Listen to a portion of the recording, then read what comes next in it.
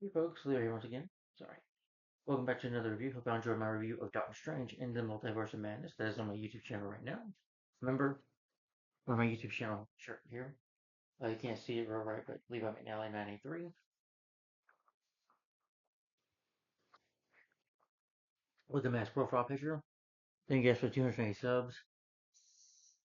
You won't get the share of it, sorry.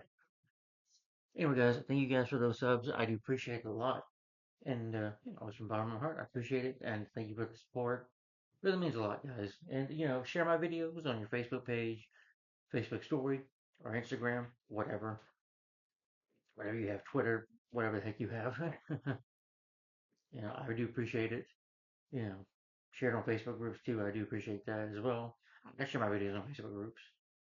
But yeah, my reviews and stuff. But anyway, guys, uh, yeah, like I said, leave a McNally 93. When you subscribe to my channel, don't forget to click the little bell probably see on the side here, or on my channel. When you subscribe to me, click the little bell, and you just say all personalized. That means you'll know when I do the next review, or when I upload a video, or when I do community posts for the next reviews.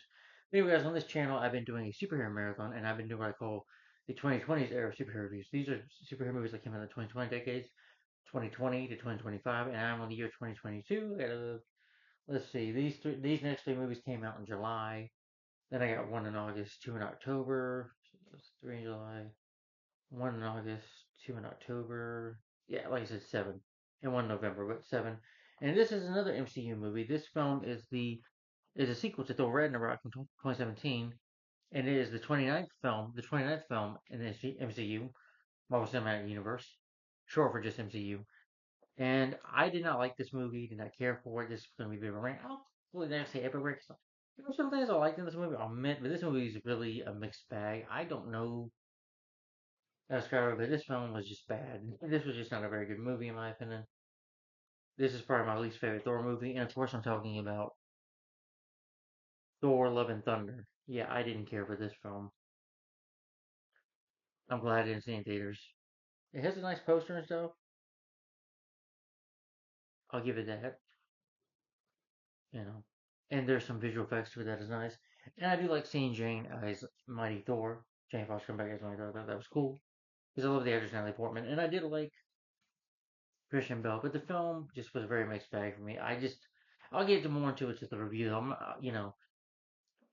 Yeah, I'll get more into it. So let's get into how the movie came to be. Yeah. So for the direction of the movie, shortly after the release of the third Thor movie, that was Thor Ragnarok, in November 2017, the film's director Taiki Wana and executives from Marvel Studios met to discuss ideas for another film, which was a greenlit it following the positive response to Ragnarok. Chris Hemsworth indicated in January 2018 that he was interested in continuing to play Thor in the MCU, despite his contract with Marvel Studios being set to end in his role in the MCU in Avengers Endgame, which I do think he should have ended there.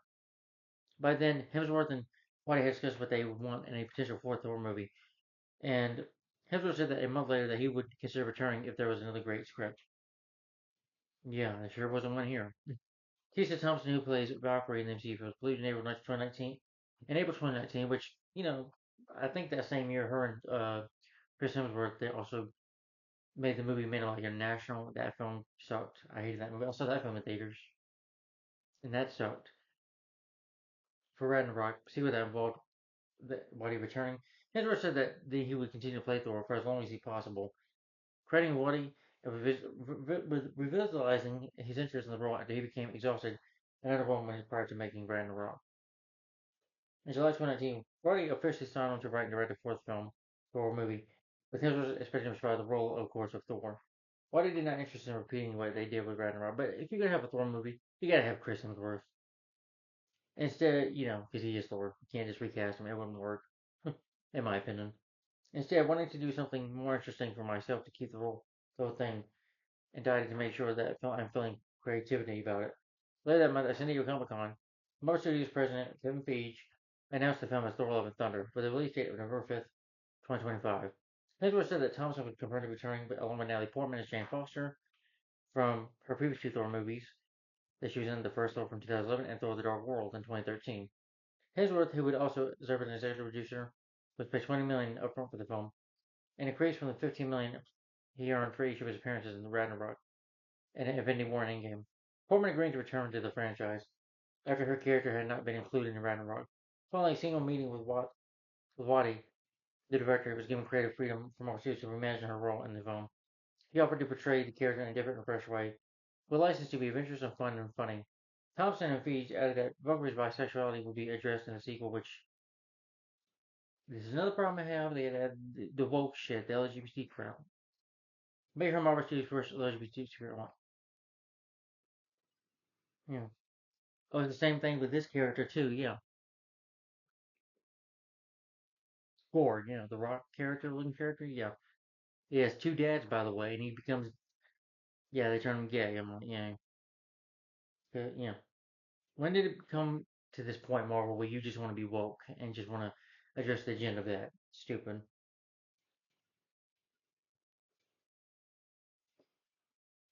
If she's gay in real life, I have no problem with that. If she's bisexual in real life, I don't know. I have no problem with that though. But just keep your that agenda out of your movies. I don't need it in my superhero movie, okay? Alongside Feast, they did the same thing with the two moms and Eternals.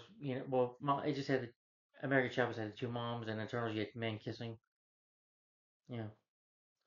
Don Harvin, the Minister for the Arts of the Australian state of New South Wales, announced at the end of July that Thor: Love and Thunder will be filmed at Fox Studios Australia, sending back to back with the MCU film Shang-Chi and Legend of the Ten Rings. With work set to begin on Love and Thunder in March 2020, ahead of August 2020. I'm sure the film did have to deal with COVID. The production was said to receive a $24 million budget, or $18 million, from Australian New South Wales government. Marvel Studios Vice President David Grant, shooting the two films back to back would provide employment for local crews with Love and Thunder, expected to generate over 178 million. He added that the studio would work with local educational opportunities. Jeff Goldman said in August 2019 that there was a chance he was write his role, and I do like him as a Grandmaster Sugar, but I'm glad he didn't do this movie. Waddy confirmed in October that he would be restoring his own role of Gore from Ragnarok and Endgame. Christian Bale entered talks to join the cast as January 2020, with pre-production expected to begin in April. Thompson, yeah, I do remember when he joined the cast. I do remember seeing the picture of him as Gore, got the butcher in the film. Thomas confirmed a month later that Bale would star as the villain in the film. And Vin Diesel, which is Groot, said he had discussed with the film and had been told the Guardians of the Galaxy would appear in it. Disney shifted much of their release though because of COVID-19, because that wasn't when we got into the decade of 2020 we had COVID-19. So they wanted to release it to be February 18, 2022. The pre-production on the film was delayed due to the pandemic. Writing and showrun production would continue. At the end of the month, Disney moved the release date up to February 11th, but by July, filming was set to start in early 2021. When announcing the film in July 2019, Waddy said it was adaptation elements from Jason Aaron's Mighty Thor comic books by having Foster become a hero called the Mighty Thor. Feige said that the film would include a lot of elements from Marvel Comics. The storyline of Foster becoming the Mighty Thor will be an important part. It's one that Marvel considered the Mighty Thor run to be one of the best recent of the comic books. Said read the comic while working on Ragnarok, and when he agreed to direct another Thor film, he told Marvel that he wanted to include Foster as the Mighty Thor. The studio agreed to adapt Aaron's storyline and include Portman's. Sorry, I'm not throwing anything in my mouth. Shouldn't do that. I'm sorry. Portman discussions with the director about what the story could lead. But I said they stuck close to Foster's storyline from those comics. He also explained that Thor having his axe, Stormbreaker, and then seeing his hammer in the hands of someone else, and no longer being his hammer, would explore the idea that someone's taking his place, which he felt some fans assumed would occur, but did not believe that as much. AC Bradley, the head writer of the anime series, would have pitched an idea of the series in which Foster would have become Thor, but the idea was rejected because the storyline was already being used for Love and Thunder. In August, though, Watt was reported to have completed the script of the film, but he denied this later that month, referring to the film Jojo Rabbit. In October, Waddy said he had completed the first draft of the screenplay, but the story would change throughout the filming and editing. And they, of course, Jane had to get breast cancer, which said he was a powerful part of the comics. Portman later said that Foster's treatment from cancer would be explored in the film. Waddy added that Marvel was still discussing how much time would pass between Endgame and the Love Thunder. This would affect whether Thor was still carrying the extra weight. He debuted with an Endgame, which earned him the nicknames Fat Thor and Bro Thor. He did not want to keep changing it with Thor, so he's interested when he's changing it at the time. Going forward, yeah, the film is set 8 years after the Thor and Foster broke up, around 2024. Whitey acknowledged that fans shipping Valkyrie with Brie Larson's Captain Marvel, but said he did not intend to include a romantic relationship between the pair, as he would rather surprise fans than do something by popular demand. Jennifer Ganley Robertson was hired to work on the script. Thor Love and Thunder follows Thor as he attempts to find inner peace, but must return to action and recruit Valkyrie, Korg, and Foster to stop Gore the God Butcher, who is planning to eliminate all gods. When Waddy said the sequel was so over the top, now this is the very best way. He made Ragnarok look like run of the mill, very safe film by dabbling on the film's crazy aspects. He wanted to up the ante with this movie, as if 10-year-olds told told us what it should be in a movie, and he said yes to every single thing. He added that the film would explore more Gorg's culture, and that would include that the space sharks alien race from the comics. He expressed interest in featuring the head of the jockey near the chair. I'm just kind of wiggling the chair a bit, sorry. Just moving around in it. At the end of July, White said that they had been writing the script off and on for every year. He was taking another pass on that script. He said it was very romantic and explained that he wanted to make a romance film. He wanted to make something that he had never done before, and as such, read the film as a love story. Yeah. So you want to make it a comedy, you want to make it a love story. And this film does have dark moments too, but not enough. Yeah. Hemsworth said Waddy was still writing the script and expressed excitement for doing something different with the characters he did in the previous and the three MCU films. Later described Love and Thunder as the craziest films he ever made. Explained that each element he's intended to make sense. He said it would have its own flavor from Ragnarok, which he called 1970s space opera with party-like tone. He saw this from the 1980s adventures, taking inspiration from posters from films such as Conan the Barbarian and The Beastmaster. Conan the Barbarian's a lot better with Arnold, you know. And that poster is a lot better. Talking about Conan the Barbarian posters were good. Never seen The Beastmaster though. Yeah, heck, I'd rather watch Conan the Destroyer over this, but that's just me. That's more of a fun sequel to watch than this, and it has better effects, special effects too. I think, in my opinion. With the worst of Jack covering the cover of old males and run romance novels as visual touchdowns for the film, he said it was not serious or dramatic, but did explore themes such as love and loss and our place in the world. What is your purpose? What is the reason you're here? And what do you do when you have these powers? James Gunn, the writer and the director of the Guardians of the Galaxy films, still how the Guardians characters were used in Love and Thunder. Gunn and Walty discussing what the characters were going before Walty began writing. But of course, Gunn was planning to make Guardians 3, which would come out next year. It's set after Thor Love and Thunder, and the Gunn read Walty's script and shared his thoughts. I have some adjustments to be made. Gunn said the Guardians were in great hands with Walty, and he later praised Walty's work on the script. Chris Pratt says Love and Thunder would continue the road between Guardians leader Star-Lord and himself, Thor. Karen Gillan said Walty brought one the broken bunker side of Nebula through her pure aggression. Pre-production began in Australia about October 2020. A month later, Chris Pratt was revealed to be responding to the role of Star-Lord, Peter Quill. And Zimmer Feige revealed that the film's release date was again delayed again, this time to May 6, 2022. He announced that Belle would portray Gore the God Butcher. Jamie Alexander would to inspire her role as Lady Sif, but it's not a lot. Don't expect her to be a lot in this movie. And Dave Bautista is in this movie too. Palm McClinney as Mantis, Sean Gunn as Cracklin, and Gunn provides on set performances. I'm talking about James' brother Sean Gunn on set performances. I think the voice of Rocket Raccoon is Bradley Cooper. Matt Damon was set to appear, and so does Sam Neill does as well, and so does Melissa McCarthy. Yeah, Ruby created Foster's costume based on the old comics, maintaining her heroic as for advanced technology that was flexible and forming with fusion. It was important to Ruby that she made Foster's costume of a non-animal material such as plastic and other sentinel materials, the difference from Foster's from Thor, as well as her winged helmet. Ruby created 24 costumes for Hemsworth. This included many types of Thor's typical uniform, which Ruber included more vibrant. Filming began, yeah, let's see, filming began on January 26, 2021 at Fox Studios in Australia, Sydney. Filming was delayed from intentional August start date due to COVID-19. Industrial Light Magic provided the same production technology used on The Mandolin for this movie, so I guess they did special effects for this movie. They've been doing special effects for movies since ILM, Industrial Light Magic. They've been doing special effects for movies since like Star Wars. Not A New Hope, just Star Wars from 1977. So, yeah. which is a special redesign to capture multiple lighting setups, but then still shot at a high frame rate. Why do you believe that he was able to shoot Love and Thunder more efficiently than the Ragnarok due to already having experience working on Marvel Studio film? In early March, set photos revealed Damon and Neil were responding to the roles as the Guardian actors playing Loki and Odin. Luke Hemsworth in his Ragnarok role was the actor playing Thor. Melissa McCarthy would play Hela. And of course, Sam Neill would play Odin, but it was like a play. Russell Crowe was revealed to be having a cameo in the film. Spoiler alert, he plays Zeus. Yeah, there's gonna be spoilers in this review. Crowe was gonna play the devil, but apparently they changed it to the Greek god Zeus. Diesel was confirmed to be trying the role of Groot.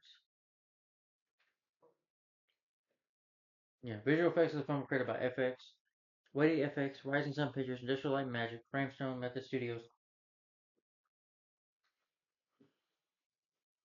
Michael Jingle does the music score for the movie, as he did for Doctor Strange, and some of the MCU Spider-Man trilogy he did as well. The movie does have like Sweet Child of Mine and Welcome to the Jungle song. Yeah. The movie does have some good songs in there, I will say. Paradise City, Welcome to the Jungle. Yeah, was that who's sung that song? Oh, by Guns N' Roses. I like that song. Yeah. Marketing for the marketing movie. Uh, so let's get into the marketing. Let's see. Oh, of course, there was a McDonald's commercial. McDonald's helped advertise the movie. You had toys here set up for the movie, and they had toys of Thor's hammer, of course. Yeah. Toys from McDonald's. There was also like a Old Spice commercial as well. Yeah, doing Old Spice commercials. Guy playing Thor.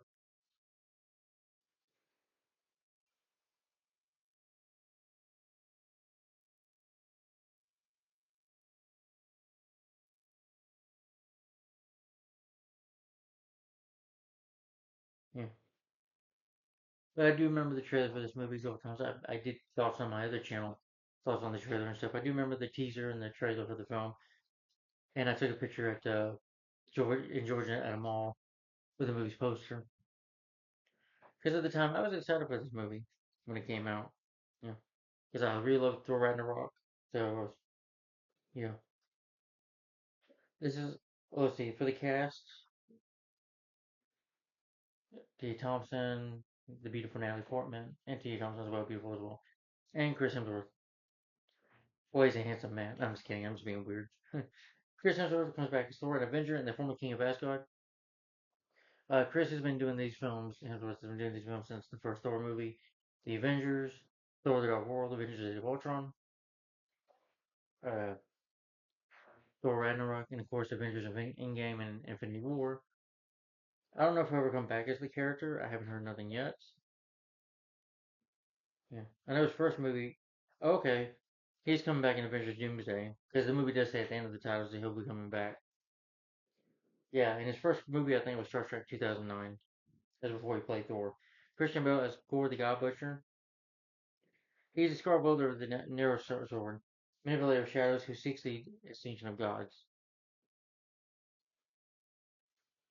For Christian Bale, you should know him for American Psycho. He's great in that. And of course, I know a lot of people like him as Batman. He was in the Dark Knight trilogy. I don't like him as Batman. I like Bruce Wayne, but I'd rather him have play a villain in a comic movie. And I like him in Terminator Salvation either. I like him in Terminator Salvation in The Fighter with Mark Wahlberg. I haven't watched American Hustle yet, but I need to. In Vice, where he plays Vice President Dick Cheney, I think. Let's see, Dick Cheney, yeah.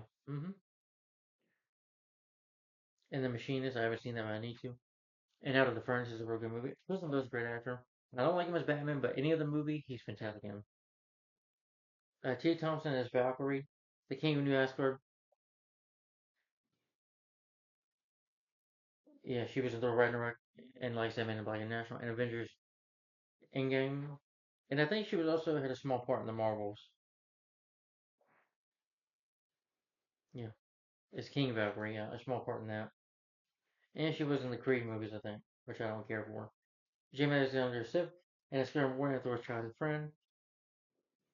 She, of course, was in the first two Thor movies, Thor and Thor: Dark World. At least she had a little bit to do in the movie. And apparently in the TV series Agents of S.H.I.E.L.D. Oh, she was in Loki? I still haven't watched that show yet.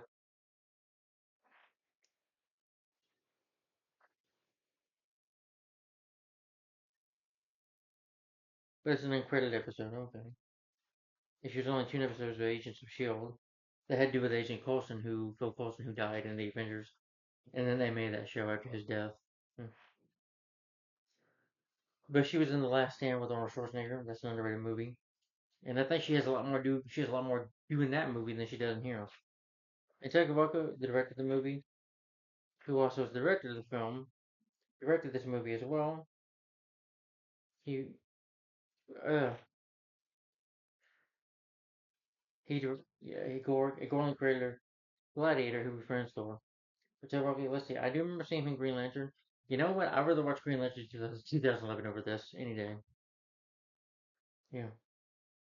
I hope he does not direct another Thor movie. Good. It looks like he won't. Good. Please don't. Russell Crowe as Zeus, the king of Olympus, based on the Greek mythology. Russell Crowe, I don't care. I don't care what nobody says. I love him in Man of Steel. I think he's great as Jarrell. In this film, he's just awful and annoying. He does a good job with the Greek voice for Zeus, but he's just annoying in this movie. And I feel sorry for him being in this movie. He's better in Man of Steel. And I'm sure American Gangster, gangster. Yeah, Russell Crowe's a great actor in my opinion. Really good actor. Yeah. I know he did that movie. It was The Nice Guys with it was the same Black movie with Ryan Gosling. I gotta check that out. Natalie Portman is Jane Foster, Mighty Thor. She's Thor's girlfriend and also a scientist, and she has cancer as well.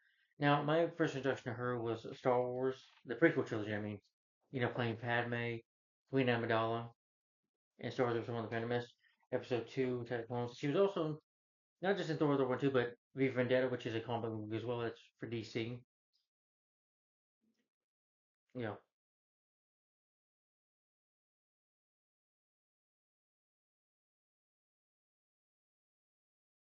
and just so you do have Chris Pratt, Karen Gillan, and Dave Bautista and Paul Kalumta, and Sean Gunn, Ben Diesel, Bradley Cooper's front of the roles as the Guardians casting, like Star Wars, Nebula, Star Lord, dang it, Nebula, Drax Destroyer, Mantis, Grappling Groot, and Rocket. They all come back in here. Matt Damon, Sam Neill, Luke Hemsworth. They do describe the roles as the Guardian actors, along with Melissa McCarthy, joining them as the actors playing Hela. Yeah,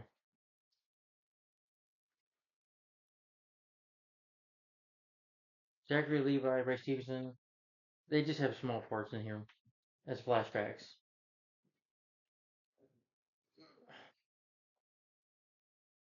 Peter Dinklage was said to describe his role from his role in Infinity War, but that didn't happen.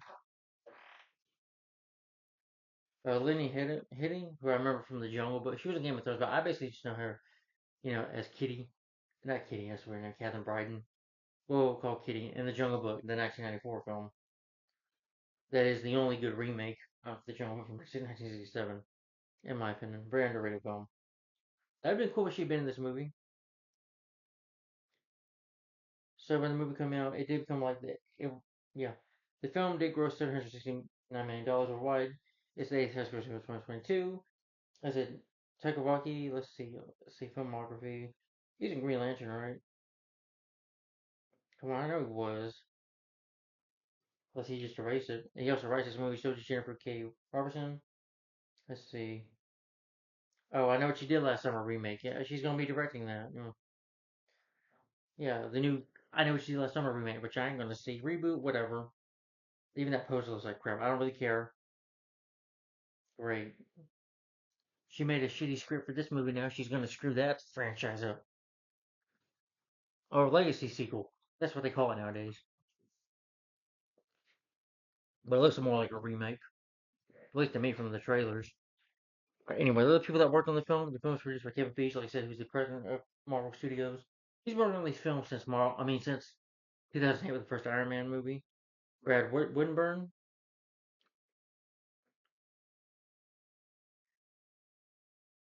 Okay, can't find him. Eden edited. This film has 4 editors on it. Okay. Matthew Schmidt, who has worked on some of the MCU movies, MCU movies like Captain America: Winter Soldier, Captain America: Civil War, Adventures of Infinity War and Endgame, and Black Widow in this movie. Let's see, any movies after that? And Avengers: Age of Ultron, and Captain America: Brave New World, which came out this year in February. I forgot to say Happy Juneteenth, Juneteenth, everybody. And an early Marvel movie, well, Arnold movie, he edited that. He was the first assistant director on Collateral Damage, starring Arnold, and Daredevil, which is a film that came out. He starred Ben Affleck and Jennifer Gardner. That film was way before MCU happened. And Into the Blue, and I Robot with the Will Smith, Into the Blue with the late Paul Walker, the Fog remake, which I've seen some of that movie. Rob Zombie's Halloween, Defiance. I think that's a movie with Daniel Craig, which I haven't seen. Music is by Michael Jingle, who's done music scores for like Mission Impossible. I think he did musical for was it The Incredibles as well. Mission Impossible movies, Jurassic World, Star Trek reboot movies, Batman. He did music for the Batman as well. Came out the same year as this. And Novi Maldan, who did the musical as well. She's best known for like Star Trek: Strange New Worlds, Star Trek shows, Marvel's Thor: Love and Thunder,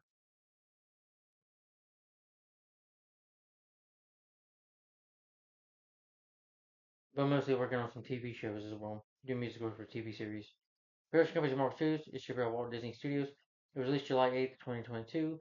It's 119 minutes long, so not that long. It's only about 1 hour and 58 minutes, or 59 minutes if you include 2 post-credit scenes at the end. Or there's the one post-credit scene at the end, that's why. And the end credits, of course. The budget, because it's a Marvel movie, every Marvel MCU movie has a post-credit scene. Budget is $250 million. Box office it made $760.9 million worldwide. Because again, it made money because again, yeah, that's it twice. Because of Avengers Endgame, and I guess people wanted to see Thor after that. So yeah, I know I did. I just didn't get a chance to see it. The film did get mixed reviews from critics who praised the performance of Hemsworth, Bell, and Portman, but criticized its visual effects and intentional inclusions. Okay.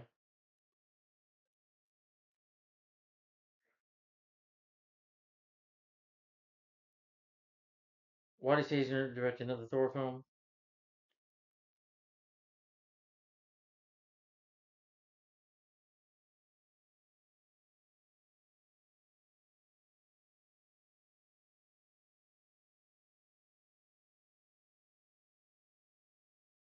Good. In 2023 though, why did he say he won't be doing another fifth Thor movie? Thank God. Yeah. He should just directed one of those. He should not have made this movie. Yeah.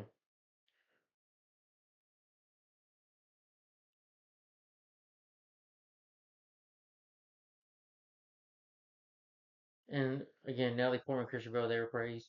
Hemsworth, I don't get why, but I'll get to that later. I'm not gonna get into that now. Anyway, so that's all about the movie I can talk about. All right, let's get into the plot synopsis now. Remember, guys, there's gonna be spoilers. Spoiler. This is gonna be a spoiler-free review. Spoilers in this review. A spoiler review. Well, it's just spoiler-free. Spoilers in this freaking review. Well, this movie's been out for a couple of years now.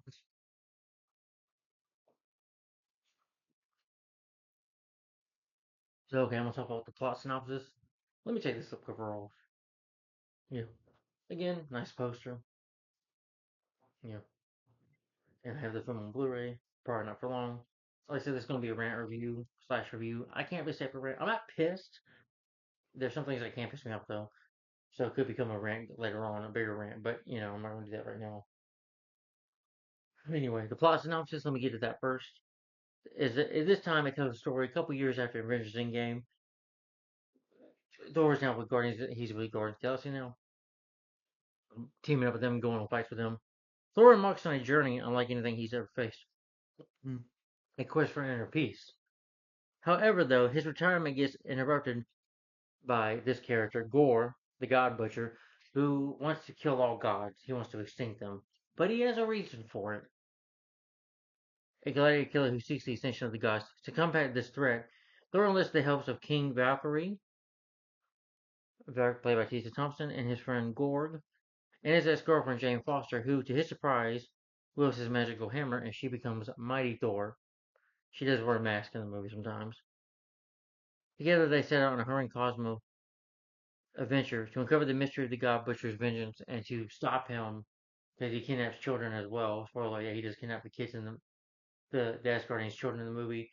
So Thor, along teaming up with Mighty Thor, with Jane Foster and Gorg and Valkyrie, they must team up and they must take down God the Butcher and they must stop him once and for all, for he does kill all gods. So they have to defeat him and take him down. And with that, Thor has to find the inner peace, and him and Jane have to find their romance again.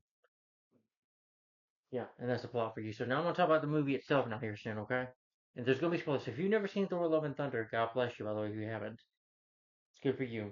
Wouldn't waste your time on it. But if you haven't seen the movie, or if you're intending to one day do like an MCU marathon, you've never seen this film before, do not watch this review.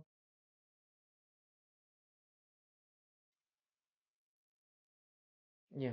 My biggest problem with this movie is the tone of the film. It's just the movie's like a comedy every 5 seconds. And then it tries to be dark, and then you try to throw romance in there. It's just trying to be all these things. It's not working for me.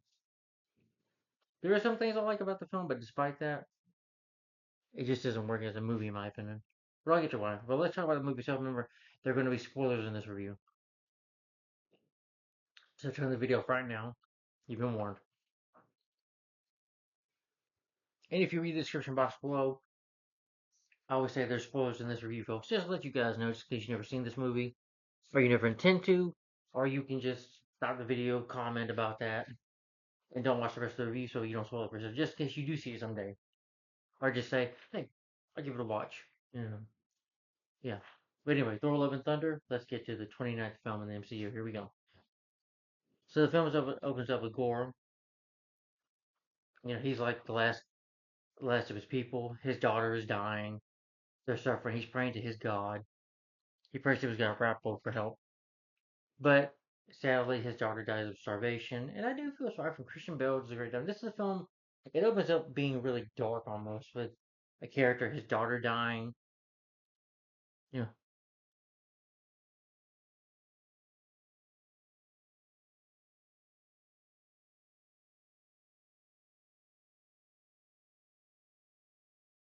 so he, finds this reality space or whatever. I don't. Let me see, like this hole or whatever in the desert.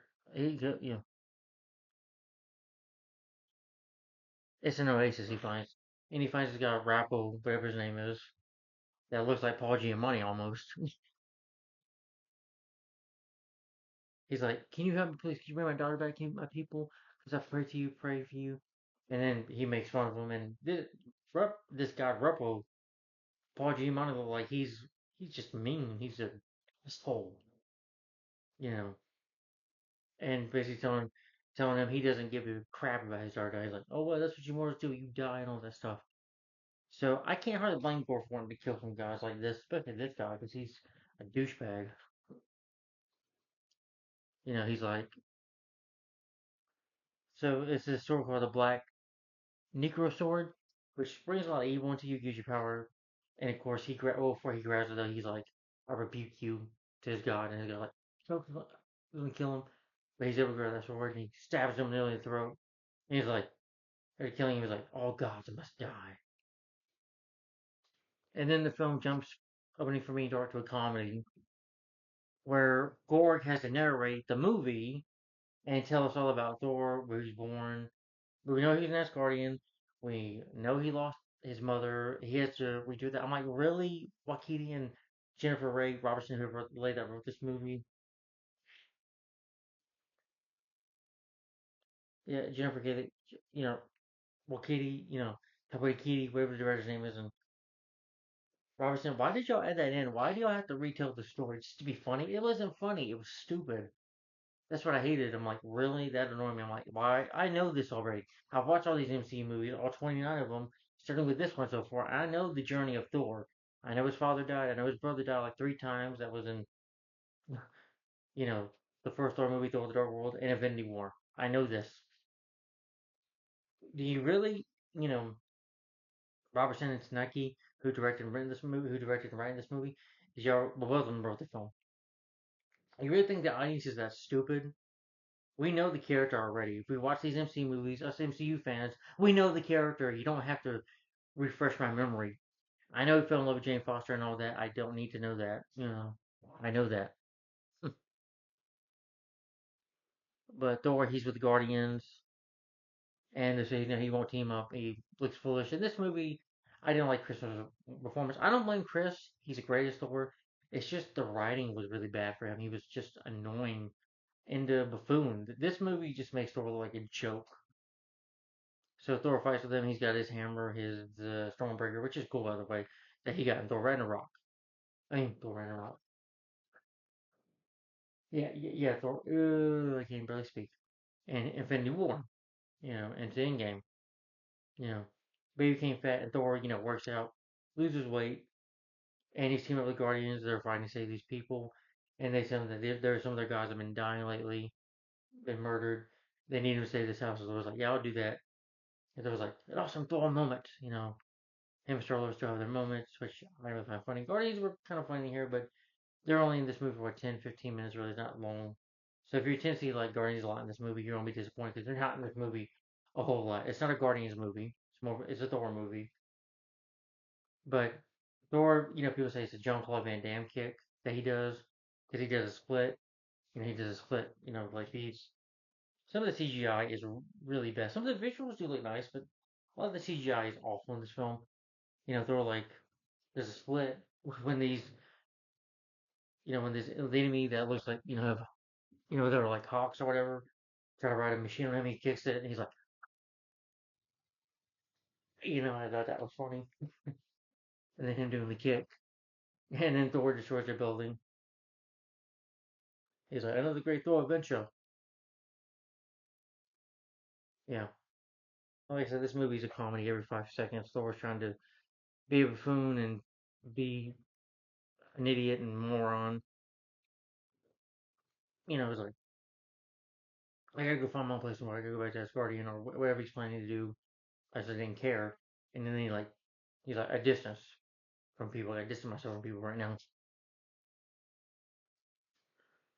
Basically, they ever find out that about God the Butcher who's been killing gods, and finds out that lady Sif, Jamie Alexander, that she's been, in battle, so he wants to go save her.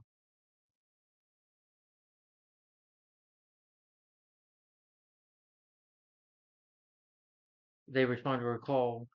In the movie, she's like, I'm gonna go be in this heaven world. I'm like, the new Asgard next, or heaven, and she's like, I'll go there. And he's like, no, you can only down battle. She's like, shit. And then it's just they make her death of a joke. She's completely wasted in this movie. You could have done more with Lady Sif. Yeah. Yeah. And of course, Thor's friends died, and I'm sure in the. Sorry about itching my nose. I'm sorry. Maybe but they die in Thor Ragnarok, and now of course she dies. We didn't see her in Ragnarok. We've seen her, but she gets killed off. He tells her about God, Gore, God the God Butcher, which they've been calling Christian Bale's character Gore the God Butcher. He's been murdering gods. He's been taking them one by one, and you got to stop him as he's murdering innocent gods, innocent. So Thor's got to stop him, and they plan to come after New Asgard. So Thor intends to go after him. But meanwhile, you find out about Dr. Jane Foster. She has to go treatment. You have Darcy. I forget the actress. I'm not gonna look her up right now, but Darcy tells her like, Jane, you're sick right now. We're gonna go to the lab right now. Stellan Skarsgård, who played I forget the character's name, but you know his character anyway. I'm not gonna look up the Dawn Thor movies right now. Just don't really have the time to do all that. I just want to get to the review. But they tell her, she tries everything. Jane apparently wrote a book talking to the guy about it. So yeah, and she has to explain it to him. Like, okay, Jane, you don't need to explain it to him. I thought it was stupid that they gave her breast cancer. I'm like, isn't there any other way for her to become Mighty Thor? I guess in the comics she was that. That's how. I haven't read the comics. Sue me. But well, no, I kind of like the whole idea they went with cancer. You know what? I changed my opinion on that. I do like they went with that. You know that she has stage 4 cancer.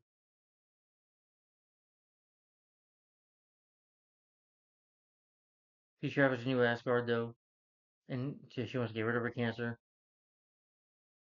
So Thor's hammer grows back together and calls to her, and Thor eventually does make a new Asgard, but it's at nighttime. Gore uses his Asgard sword to swarm new Asgard with he's called these creepy shadow monsters, and Thor, they fight them off. And again, Christian Bale, no matter how you feel about this movie, he's fantastic in this movie. He's creepy. He's got that creepy smile. He's just scary in here. And eventually, it was a crowd pleasing moment when we saw her Jane cast the hammer with the suit on. That was cool in the trailer. And she fights a bit. She can like throw pieces of the hammer to attack the enemies. And her and Thor see each other. Oh, now let's get into the history. And then, of course, Gore has to run his mouth about them being in a relationship. And oh, well, she had to go do this and that. You see them roller skating and her relationship. I don't care. This wasn't funny. This was stupid. We didn't need that. The film just jumps half the time from narration from Gore. I'm like, yes, I know they're in a relationship. I don't need to know two details about it. Okay. If I wanted that, I'd just see it in more movies. You know, yeah. I don't really care to know about their relationship. To be honest, I don't. I didn't need to see parts of that. But then they go fight again. Thor runs into God the Butcher, which he kills him. He appears to Thor. They fight. And he's like, you've been killing guards. And he's like, Thor says to him, and he's like, this is the knife. I'm gonna get you. And him and Thor fight, and he puts up a good fight with Thor. He touches his hammer, like Thor's like, you don't touch my hammer. And Thor, chokes Gore, knocks him over. Gore sees Valkyrie and Jane, Mighty Thor, and goes away. And instead distracts him by thinking he's leaving like a coward. But he uses shadow monsters to kidnap the children of the new Asgardian, including Heimdall, Idris Elba's character from the first two movies, and Thor Ragnarok, who died in Infinity. His character died in Infinity War, killed by Thanos.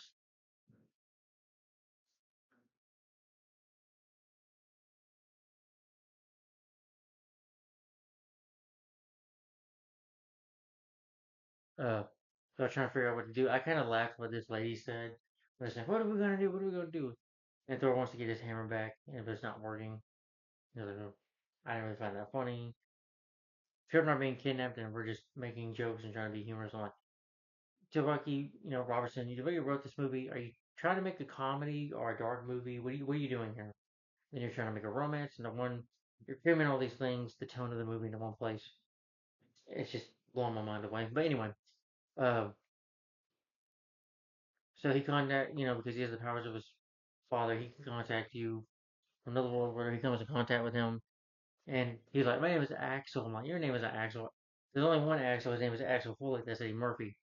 And him and the kid are like, "My name is Axel. Axel, this Axel." But there's this lady that made me laugh though in the movie. Oh yeah, you see the play in the movie with Sam Neill, Matt Damon, and Luke Hemsworth. I guess Chris Hemsworth's brother playing Thor, Loki, and Odin. And then you have Melissa McCarthy. And this play is just annoying. The first time it was funny, but the second time it was just annoying. I'm like, really?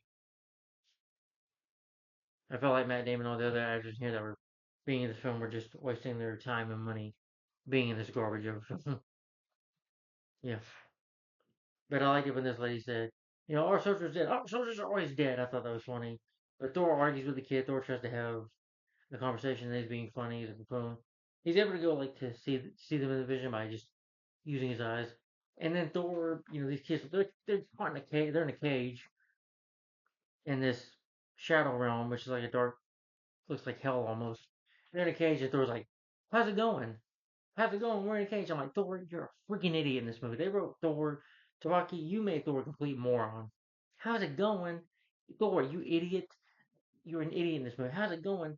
They're kidnapped and in a cage, and they're in a dark place where they don't want to be, possibly about to get murdered by a psychopath. How do you think they feel? How do you think it's going, you idiot? You know, yeah. Thor does try to run his mouth in this movie. He's not funny. Yeah.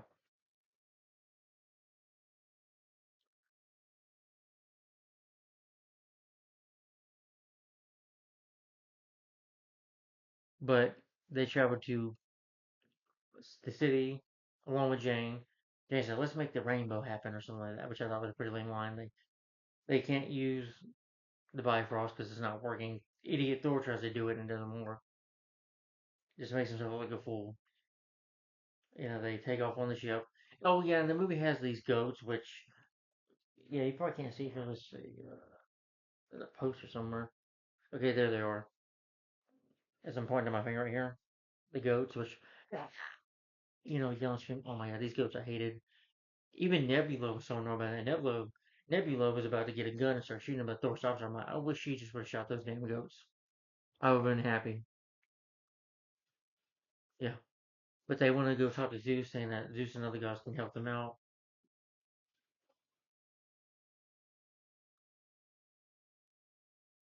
So they try to go to Zeus, and he's talking, and Zeus is like, "Who is talking? Who is talking?" And he's got like a dress on too. Well, not just like a ballerina kind of dress, like whatever skirt on, which is weird. And he gets sort of be naked. We get to see Chris Hemsworth ass. I'm sure that for ladies is pleasure, but I don't see you halfway naked. And I'm like, the ladies pass out, and Zeus just doesn't give a crap. Zeus is just an asshole in this movie. Just, oh, I don't care. It's not a problem. We deal with it. He says some stupid other line, but and also Crow, he does a good job with the voice. And I see he's trying, like he's having fun doing this role, but he was just annoying, very annoying. Yeah, must get a good check though for being in this movie. He tries to capture Thor, but Thor has to fight back. So Thor, along with Mighty Thor, Jane, and Valkyrie, they fight against him. Gore gets killed off, which I didn't really care too much about because he's annoying me in this movie. But they're able to bring the goats and a ship, and Thor is able to get like his lightning bolt or whatever, the thunderbolt, to destroy Gore's body. Well, he grabs the thunderbolt and he hits Zeus, killing Zeus as you assume, but he doesn't.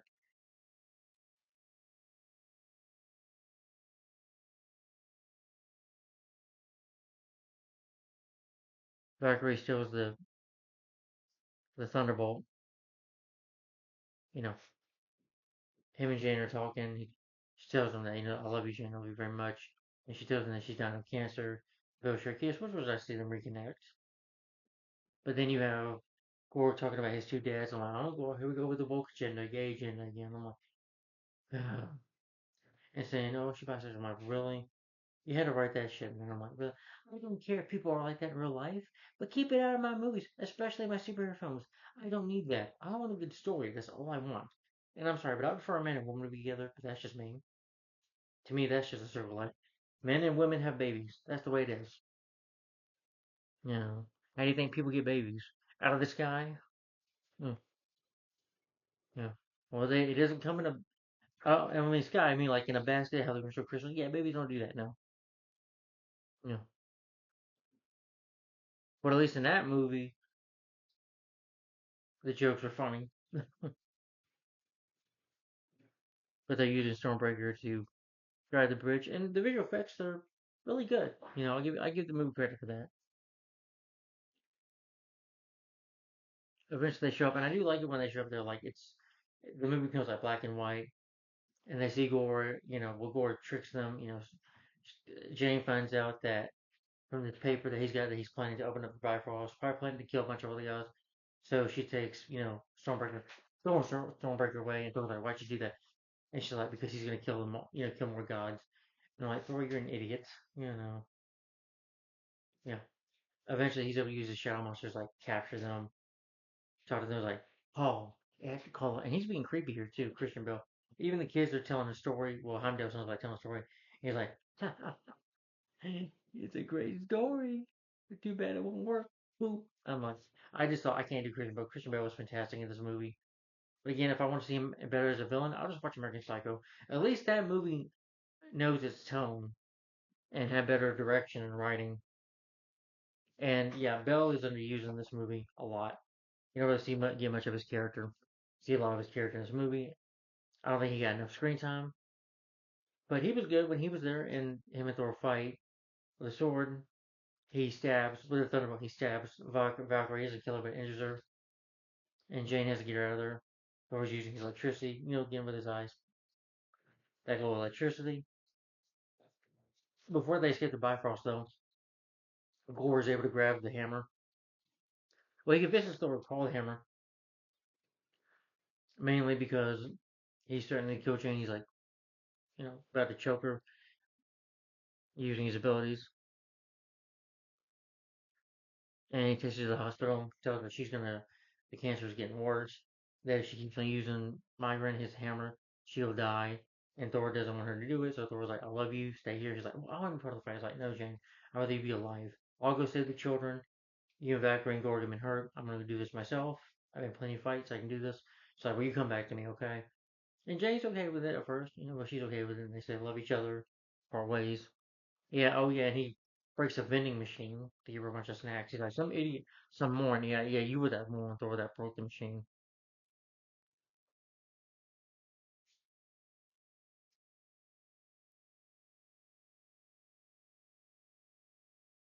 Valkyrie can't fight, but she does give him the thunderbolt that she was stabbed with. Thor goes to the center of the universe. Gore then begins to open up the Eternity's Gate. It's called the Eternity's Gate. Stormbreaker to arrive using thunderbolt. Thor shows up and gives his powers to the children, which is fine. You know, I didn't mind the whole kids fighting thing. It was silly though. They beat the Shadow Monster. Gore gains upper hand against Thor. Him and Thor fight, and he's still coming close to stabbing Thor. Comes very close, but the the Majna, Thor's hammer is calling to Jane. She grabs again, and she fights Mighty Thor. I like it though. He's like, oh, Mighty Thor. He's like, so first of all, I'm called Mighty. First of all, I'm Mighty Thor, or Sir Jane Foster, which I thought was cool. She gives him Gorg a bit of an ass whooping. You know,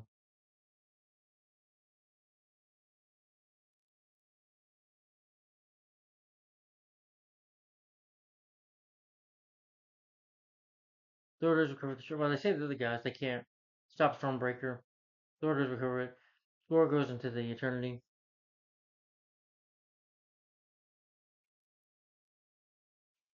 and he's like, Gore, stop.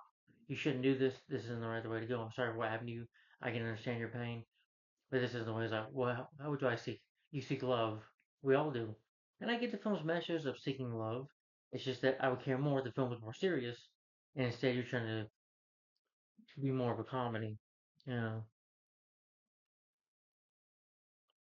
Foster does assume to succumb to her wounds. And of course, she dies. She fades away. Yeah.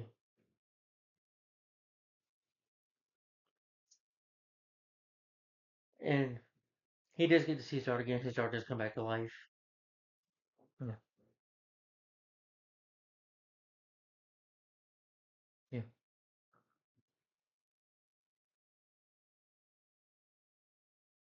And, well, because he wishes for her to come back from the eternity. Oh, I thought it was kill the guy. This was his daughter. Whatever. But I didn't really care too much about this movie. But I did care about Gore. At least he got his daughter back. And he died peacefully. You know, maybe to get redeemed for what he did. You could understand why he did. He was in a lot of pain. And, yeah, you can see why he did what he did. You know. But, um, Thor begins to raise her. I did think it was funny when her and Thor were arguing and she, like, zaps her. Zap beams from her eyes at Thor when he's cooking her breakfast. Arguing about wearing shoes. But don't complain to me if your shoes come hurting. And, Love and Thunder, they go, like, fight at the end. Oh, yeah, Gore gets a boyfriend at the end. Yes, the both version. Valkyrie can still continue like training children. Yeah, he gets Stormbreaker. The daughter. She gets Stormbreaker, and he gets his hammer back. And then meanwhile, though, Zeus begins to. So the movie is there. Then in the post-credit scene, two post-credit scenes, where Zeus begins to recover from his injuries, so he didn't die, and he's going to send his son Hercules to kill Thor. And so Foster encounters Heimdall in the afterlife. Well, he's like, well, welcome to Valleys. Welcome to their version of heaven, basically. And then the movie ends there, and that's Thor: Love and Thunder. So, all right, guys, let me get my final opinion on this movie.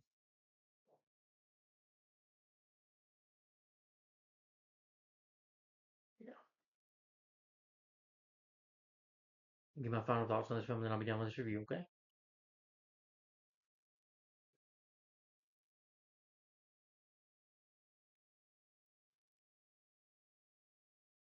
Thor: Love and Thunder. I didn't care for this movie.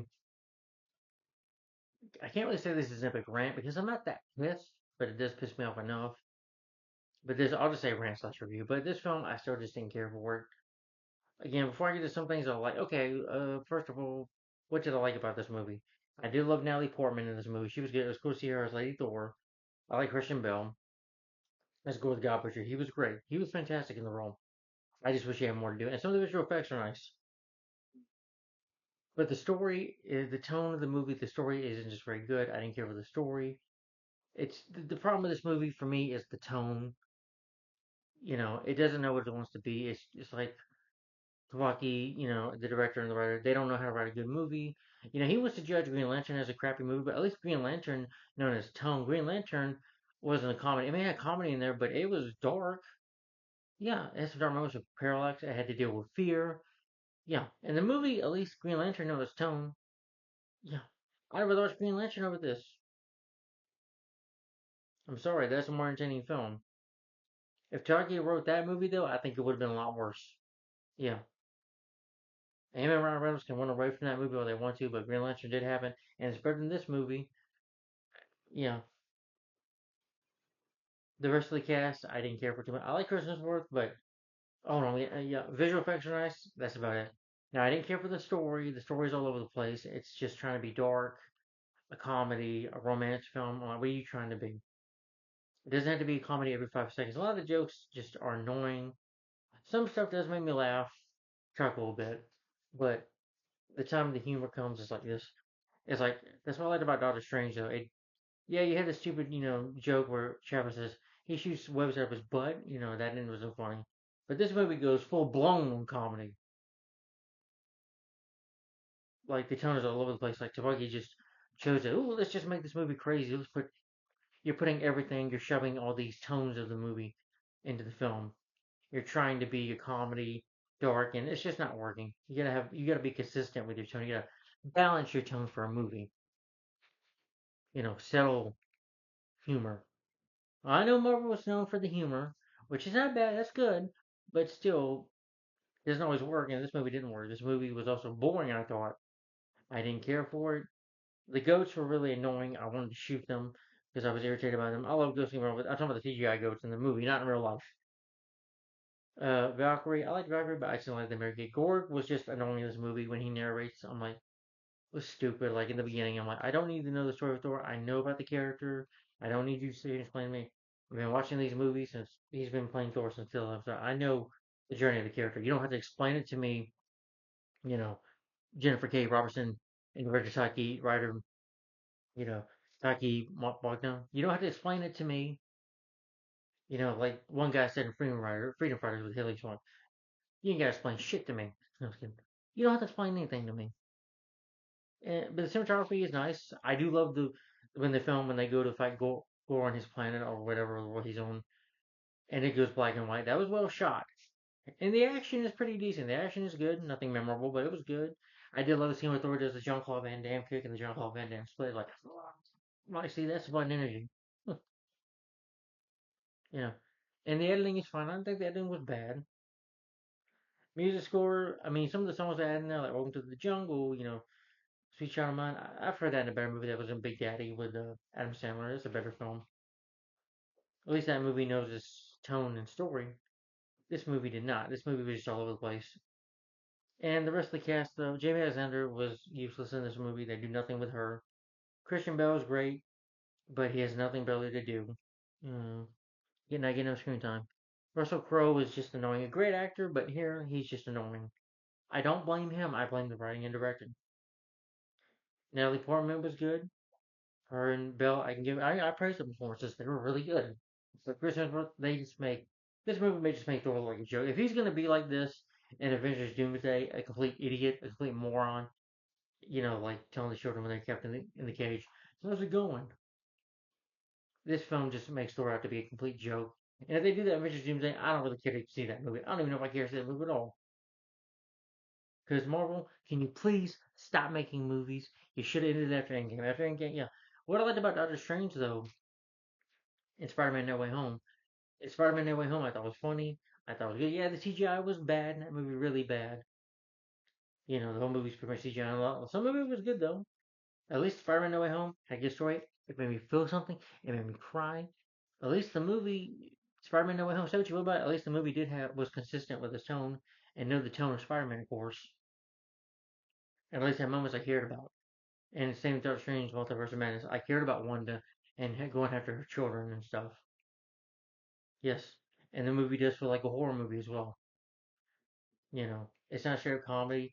You know the tone of Doctor Strange and Multiverse of Madness, and then you jump right in this. Now I don't mind being a lighthearted comedy, but this was just too much. This was just ridiculous. Thor Ragnarok I love. I'm glad they added that in. That was a funny, that's a hilarious film. But this movie just no, just did not work. More Thors, more Thunder, yeah, more lameness in my opinion. Yeah, I didn't even like Thor's suit. Thor's suit was pretty lame in this movie. I like James though, but Thor he just was annoying in here, and he's the main character of the film, of course. Chris Hemsworth's not bad. He's great as Thor, but here he just didn't work for me. So this movie is just let down because of the story, the tone. It just wasn't very good. It's a very bland, forgettable movie. It's one of the worst MCU movies out there in my opinion. Probably I put up there with it's not as long as Eternals. It's not. It's boring, but it's just what makes it awful is the comedy and the story's just not very good. And the directing and writing is really bad. Same thing with Eternals as well. Eternals is trying to be Avengers Endgame and it fails. Shang-Chi tries to appease to the Asian culture and it failed at that. That film was boring. The only films I liked so far in 2020 for these Marvel movies so far is Dark. And Black Widow sucked. I don't remember Black Widow. It should have just been Natasha, and that's it. And that film sucks as well. The only movies I like, some AMC movies so far that I like here in the 2020s, so far with these reviews, is Spider-Man: No Way Home and Doctor Strange: The Multiverse of Madness. Those are the only ones I've liked so far, but the rest of them, including this one, have sucked. So my rating for Thor: Love and Thunder, I'm gonna give this film a thumbs down, and my rating for this film is 1 out of 5 stars. Now I'm not saying epic rant because I'm not pissed off enough.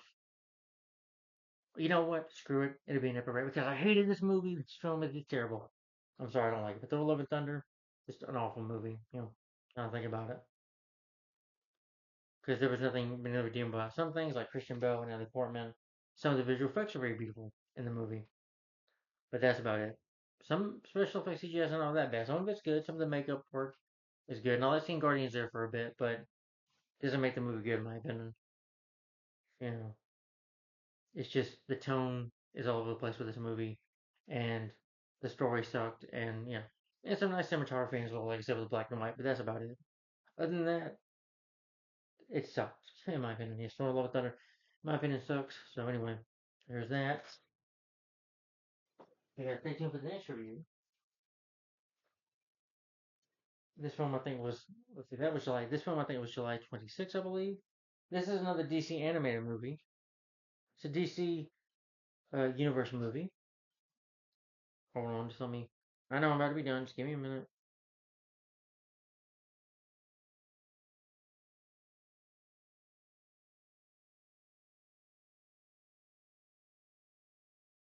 Probably review this tomorrow. It's pretty shorter though.